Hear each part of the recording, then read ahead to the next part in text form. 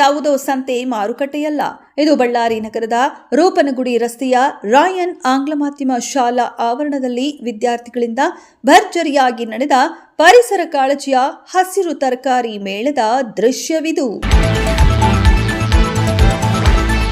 ಹೌದು ವೀಕ್ಷಕರೇ, ಸದಾ ಓದು ಪಾಠ ಆಟದಲ್ಲಿ ತಲ್ಲೀನರಾಗುತ್ತಿದ್ದ ವಿದ್ಯಾರ್ಥಿಗಳು ರಾಯನ್ ಆಂಗ್ಲ ಮಾಧ್ಯಮ ಶಾಲಾ ಆವರಣದಲ್ಲಿ ವಿದ್ಯಾರ್ಥಿಗಳು ಪೈಪೋಟಿಗಿಳಿದು ವಿವಿಧ ಬಗೆಯ ತರಕಾರಿ, ಹೂವು, ಹಣ್ಣು, ವಿವಿಧ ರೀತಿಯ ಗಿಡಗಳನ್ನು ವ್ಯಾಪಾರ ಮಾಡಿ ಕೈತುಂಬ ಹಣ ಗಳಿಸಿಕೊಂಡರು.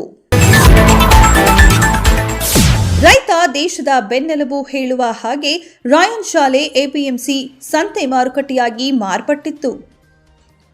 ಪರಿಸರ ಕಾಳಜಿ ಹಾಗೂ ಆರೋಗ್ಯದ ಕುರಿತು ಜಾಗೃತಿ ಮೂಡಿಸುವ ನಿಟ್ಟಿನಲ್ಲಿ ಶಾಲೆಯ ಮಕ್ಕಳಿಂದ ಹಸಿರು ತರಕಾರಿ ಮೇಳವನ್ನು ಗುರುವಾರದಂದು ಆಯೋಜಿಸಲಾಗಿತ್ತು.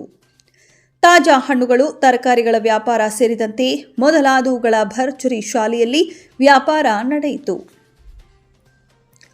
ವಿದ್ಯಾರ್ಥಿಗಳು ವ್ಯಾಪಾರಿಗಳಾದರೆ ಶಿಕ್ಷಕರು, ವಿದ್ಯಾರ್ಥಿಗಳ ಪೋಷಕರು ಹಾಗೂ ಸಾರ್ವಜನಿಕರು ಗ್ರಾಹಕರಾಗಿದ್ದು ವಿಶೇಷವಾಗಿತ್ತು.